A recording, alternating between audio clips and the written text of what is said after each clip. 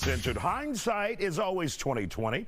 Actor and singer Tyrese is opening up about his past relationship with his ex-wife. He says he realized she was never actually in love with him. Instead, it was purely transactional, and he believes she only wanted him because of his status. So how can regular folk spot these signs and red flags? I called in therapist Dr. Angela Jones to help, and he was much more animated about this. He said, I have worked with some of the best actors and actresses in Hollywood. I did not know the best one was living with me. I must say that's a good punchline, right?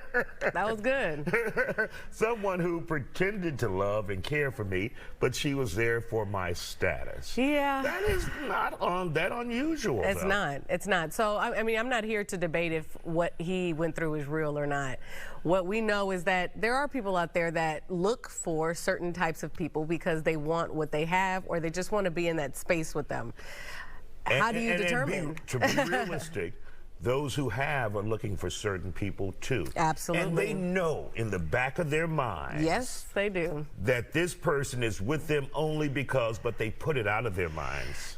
You know, the thing is that if someone is there for money and money is important, I can guarantee, especially for a woman, we're going to tell you that money is important. It's up to you and, you know, the relationship you have to kind of determine, like, what does she mean by that, or what does he mean by that? And I'm saying both because I am seeing a lot more women now getting taken for half by their ex-husbands and the people that they're with.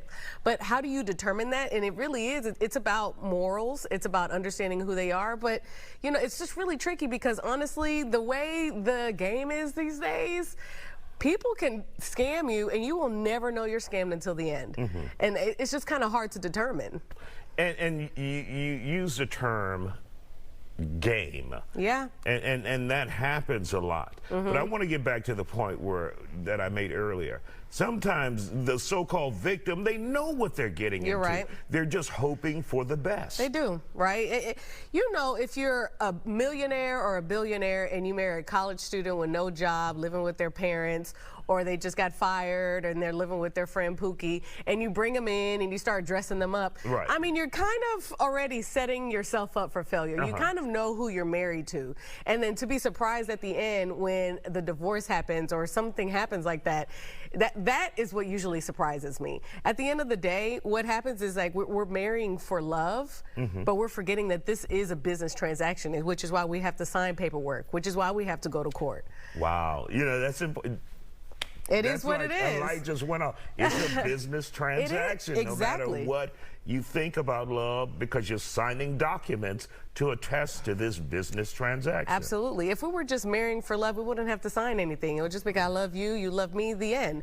But at the end, the core of marriage, it started with transactions. I'm marrying you for land, stability, money, and to procreate. So at the end of the day, what you're doing when you're signing the marriage certificate, you're signing an official document saying we're in love, but we're also in business. And people forget that part when they say I do.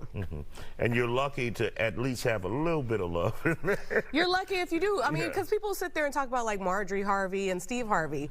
She only married men with money, but she loves Steve. They're together. They're a successful couple. So it's not always an indicator, like, if money is important, that she is a gold digger. She just may say, you know, I'm just not going to date anybody that's broke. If I'm not broke, I don't want to date anybody that's broke either.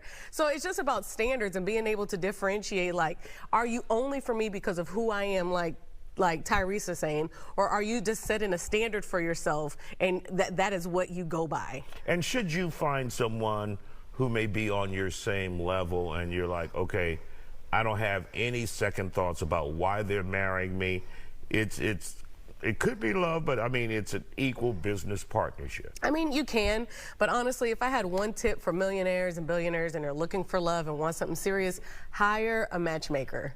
Like, that really helps you go through the riffraff, and you have someone who's specifically out there for you, vouching for you, finding the right fit. If you invest in shoes, cars, homes, invest in a matchmaker, and they can find you the right match, someone who has the same morals and ideas as you. All right, Dr. Angela Jones, good to see you tonight. Always great advice. Hope you feel better. Thank you. She came out sick for us. I know. Wish her well.